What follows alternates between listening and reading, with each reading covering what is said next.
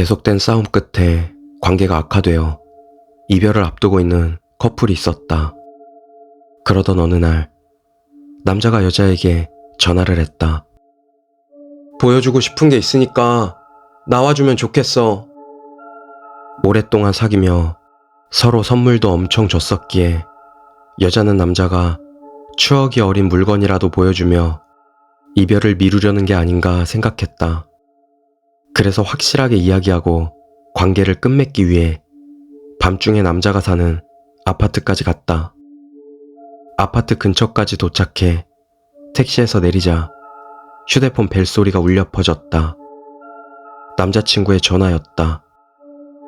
뭔데? 나 도착했어.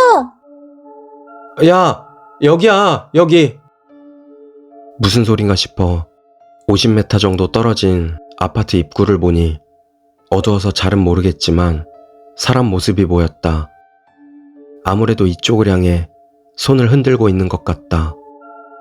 일부러 아래까지 마중 나왔나 싶어 맥이 빠진다. 뭐? 거기 있는 거야? 도대체 무슨 꿍꿍인지 모르겠네. 라고 말한 뒤 입구로 향하던 참이었다. 아, 미안해. 놓고 온 게 있네. 잠깐만 기다려줘. 라고 남자가 말한다. 됐어. 기다리는 것도 지루하니까 나도 갈게. 라고 말했지만 괜찮으니까 거기서 기다려. 거기서. 라는 대답이 돌아왔다. 그리고는 금방 돌아올게라며 입구에서 사라졌다. 어째서인지 그 사이에도 전화는 연결된 채다. 무슨 생각인지도 모르겠고 괜히 전화를 끊었다 화라도 내면 더 귀찮아질 터였다. 나 바쁘단 말이야. 아르바이트 끝나고 바로 온 거란 말이야. 좀 있으면 막차도 끊긴다고. 미안해. 이제 곧이야. 곧이니까. 덜컥, 철컹, 쾅쾅쾅 하고 방 안에서 들리는 것 같은 소리가 한바탕 들려온다. 곧이어 엘리베이터가 도착한 소리가 들려서 드디어 왔구나 싶었다. 무거운 문을 여는 것 같은 소리가 휴대폰에서 들려왔기에 입구 쪽을 바라봤지만 남자의 모습은 보이지 않았다. 뒷문 쪽으로 오는 걸까? 야, 너 어디야? 기다렸지? 그 순간 몇 미터 떨어진 뒤에서 쾅 하고 굉음이 울려 퍼졌다. 혹시나 하는 생각에 뒤를 돌아봤더니 역시 남자친구였다. 가로등에 비춰진 그는 지금까지 본 적 없을 정도로 많은 양의 피를 끝없이 머리에서 내뿜고 있었다. 신고를 받고 출동한 경찰은 이런 의견을 말했다. 일부러 아래에서 기다리고 있으라고 장소를 지정했던 건 아마 뛰어내리면서 여자친구가 휘말리지 않게 하려는 거였을 겁니다. 하지만 달리 생각하면 가로등 아래 가장 잘 보이는 곳에서 자신이 죽는 걸 보여주기 위해서였는지도 모르죠. 물건을 가지러 간다고 말하고 갔으리라 여겨지는 옥상에는 유서가 남아있었다. 세상에 미련은 전혀 없으며 그저 자신이 얼마나 여자친구를 사랑했는지만이 끝없이 적혀 있었다고 한다. 그 이후로 여자는 정신적 충격이 너무 커서 일도 그만두고 현재까지 홀로 지내고 있다.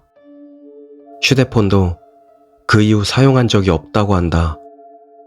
그때 콘크리트에 떨어져 전화기가 박살나던 그 소리가 다시 귓가에 울려 퍼지는 건 아닐까? 그렇게 생각하면 도저히 전화기를 귓가에 가져갈 수가 없다는 것이다.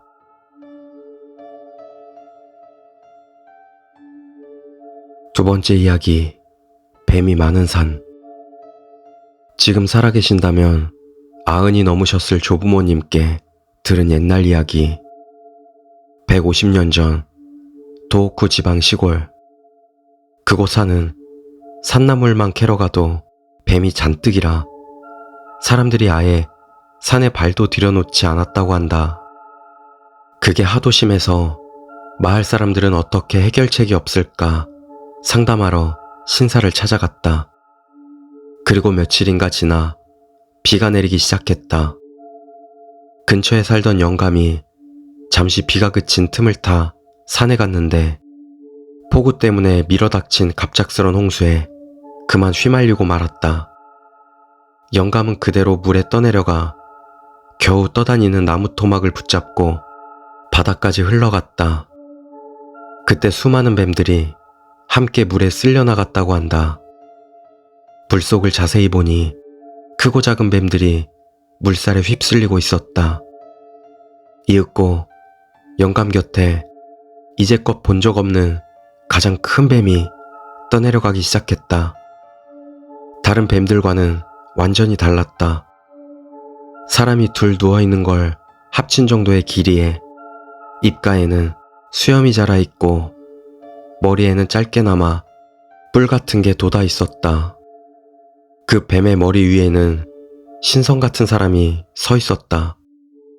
그 사람은 영감에게 말을 걸었다고 한다. 이 몸은 이 뱀의 영혼일세. 나를 본 걸 다른 사람에게는 말하지 말아주게. 어째서? 뱀은 산에서 100년, 강에서 100년을 수행하면 용이 될 수 있다네. 그 사이 인간에게 들키면 용이 될 수 없어. 그러니 아무에게도 나에 대해 말하지 말게. 말하면 죽여버릴 테니. 애야, 약속하지. 하지만 용케 바다에서 구출된 영감은 마을에 돌아가자마자 흥분해서는 뱀에 관한 이야기를 죄다 털어놨다고 한다. 그리고 얼마 지나지 않아 영감은 급사했다. 이무기를 보고 49일째 되던 날이었다고 한다. 죽기 전에는 무언가를 두려워하는 듯 심하게 떨고 있었다고 한다.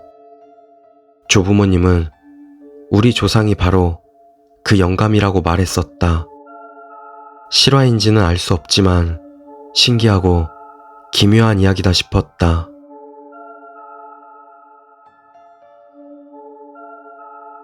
이해하면 무서운 이야기, 악몽. 나는 악몽을 자주 꾼다. 그런데 하도 많이 꾸다 보니 깨는 법을 터득하기 시작했다. 악몽에서 벗어나려면 꿈속에서 죽으면 된다. 꿈이라서 아프지도 않으니 나쁘지 않다. 오늘도 악몽을 꾸었다.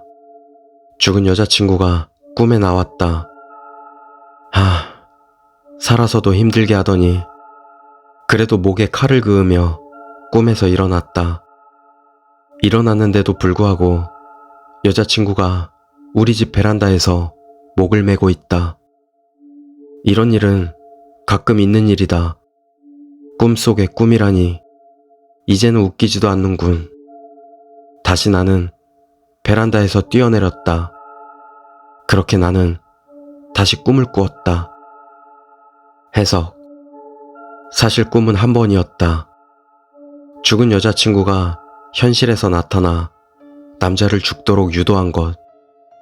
그렇게 남자는 영원히 잠들게 되었다.